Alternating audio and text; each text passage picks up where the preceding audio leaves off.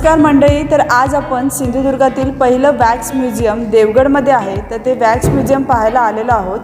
तर मी Shreya Sawant field the कोकणमध्ये तुमच्या सर्वांचं स्वागत करते. चला तर मग पाहूया हे वॅक्स म्युझियम.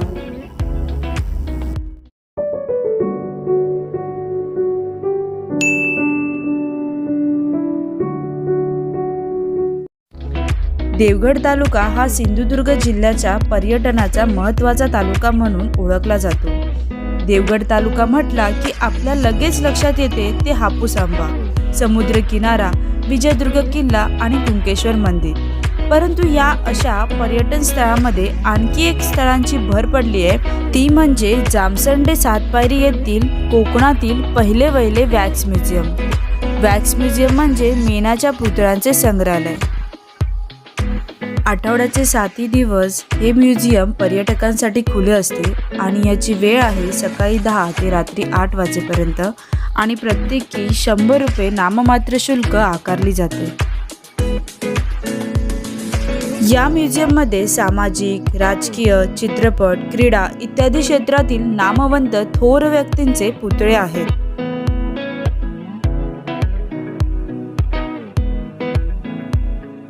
तर आता आपण या वॅक्स म्युझियमबद्दल थोडक्यात माहिती घेऊया.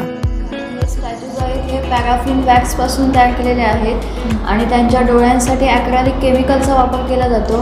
म्हणजे तुम्ही बघितलात तर ज्यांचे डोळे उघडे आहेत ना, त्यांच्या डोळ्यांमध्ये तुम्हाला जिवंतपणा दिसून येतो. आणि स्टॅच्यूजसाठी जे केस वापरलेले आहेत ते ओरिजिनल केस आहेत आणि एक एक केस हा सुईने लावलेला आहे. त्याच्यामुळे पूर्ण एक स्टॅच्यू तयार व्हायला 1.5 ते 2 महिने लागतात आणि एका स्टॅच्यूची कॉस्ट ही 7 ते 8 लाख रुपये आहे. याचे कपडे आहेत ते कपडे ओरिजिनल आहेत, फक्त बॉडी आहे ते पूर्ण बॉडी ही वॅक्सपासून तयार केलेली आहे. आणि हा स्टॅच्यू 6 पार्टमध्ये असतो आणि म्हणजे 2 हात, 2 पाय, धड आणि डोकं असे 6 पार्ट असतात. आणि त्यांना आणताना AC कारमधून आणलं जातं आणि इथे येऊन त्यांना असेंबल करून कपडे घातले जातात. कपड्यांना आतून जिप्स असतात, त्याच्यामुळे ते इझी घालता येतात आणि ते जिप सोडले की म्हणजे त्यांना जसं हे होईल तसं होतं. आणि तुम्ही जर टच केलं कुठे टच केलं हे लोणावळ्याला बनवले जातात. याचे आर्टिस्ट आहेत सुनील कंडलू केरळामधले. त्यांचं लोणावळ्याला स्वतःचं वॅक्स म्युझियम आहे, तिथे ते स्टॅच्यूज बनवतात आणि तिकडून ते इथे आणले जातात. आणि हे वॅक्स म्युझियम स्थानिक आमदार नितेशजी राणेसाहेब यांच्या संकल्पनेतून उभारलेलं आहे. ओके. आणि टच केलं तर तुम्ही काय म्हणतात? जर टच केलं आणि काही डॅमेज झालं तर 25,000 रुपये फाईन आहे. ओके ओके, असं फाईन. आणि याची उभारणी कधी झाली? 10 मे 2017. 10 मे 2017. आणि टोटल किती हे स्टॅच्यू आहे तिथे? टोटल आता 22 आहेत. 22 स्टॅच्यू. भविष्यात 50 स्टॅच्यूंचं टार्गेट आहे, पण सध्या 22 आहेत. आधी कमी होते, 15 होते, त्याच्यानंतर मग 1-2 वाढवून आता 22 आहे. अण्णा हजारे यांची ही मूर्ती आहे आणि यांच्या डोळ्यांमध्ये जर पाहिलं तर खरंच हा जिवंतपणा दिसून येतो.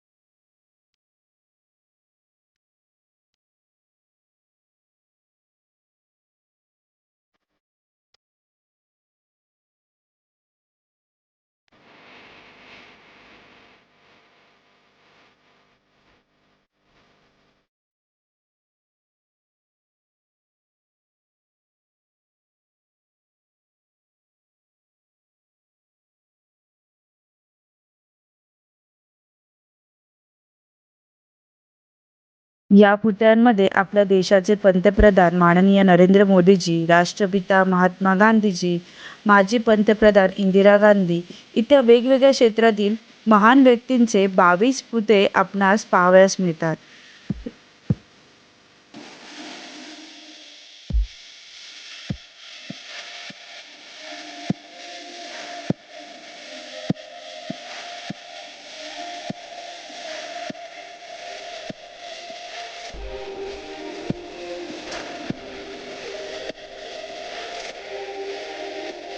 फेमस रजनीकांत सर, मला वाटत नाही ते कधी मला भेटतील, पण आता मला प्रत्यक्ष त्यांचा भेटण्याचा अनुभव येतो.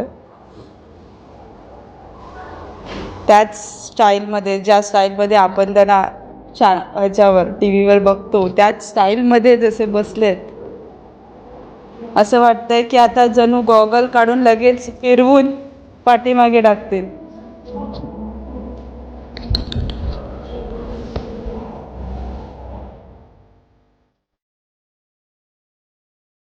हे पुतळे पाहत असताना त्या व्यक्ती खऱ्याखुऱ्या प्रत्यक्षात आपल्या समोर उभ्या आहेत असा भास होतो. हे सर्व पुतळे ज्यांनी बनवले आहेत ते म्हणजे सुनील कंडलूर सर. केरळमधील अल्लापुझा जिल्ह्यातील कंडलूर या छोट्याशा गावात जन्मलेले सुनील कंडलूर यांनी केरळमध्ये फाईन आर्ट्स कॉलेजमधून ललितकला या कलेचे शिक्षण घेतले. वयाच्या 16व्या वर्षी एका मॅगझिनने प्रकाशित केलेल्या मेणाच्या मॉडेल्सचे छायाचित्र बघून या कलेमध्ये शिकण्याचा त्यांनी निर्णय घेतला. त्यांनी बनवलेला पहिला मेणाचा पुतळा केरळमधले माजी मुख्यमंत्री के. करुणाकरन यांचे होते. ते मुख्यमंत्री असताना हे मॉडेल बनवण्यात आले होते. हे बनवण्यास त्यांना तब्बल 7 महिने लागले. मॉडेलच्या केसांसाठी सलून व्यतिरिक्त ते तामिळनाडूमधील तीर्थक्षेत्र फिरून विविध रंगांचे केस गोळा करत. सैराट मूवीमध्ये आल्यासारखं वाटतंय, म्हणजे सैराट मूवीमधल्या सेलिब्रिटींना भेटते असं वाटतंय. आरसी, नागराज मंजुळे सर आणि आपला परशा.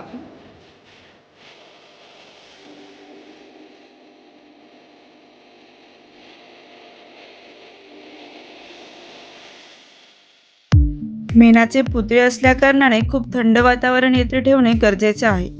दिवसाला शेकडोने पर्यटक येथे भेट देतात. त्यामध्ये शाळेच्या सहली, देश-विदेशी पर्यटक सुद्धा येतात. येथे एक सजेशन बुक ठेवलेली आहे. त्यामध्ये जे आणखीन पुतळे आणायचे आहेत ते कोणते असावेत याबद्दल लोकांचे मत विचारण्यात घेतले जाते व त्याप्रमाणे आर्टिस्टसोबत चर्चा करून पुढील पुतळे कोणते आणावेत यावर निर्णय घेतला जातो.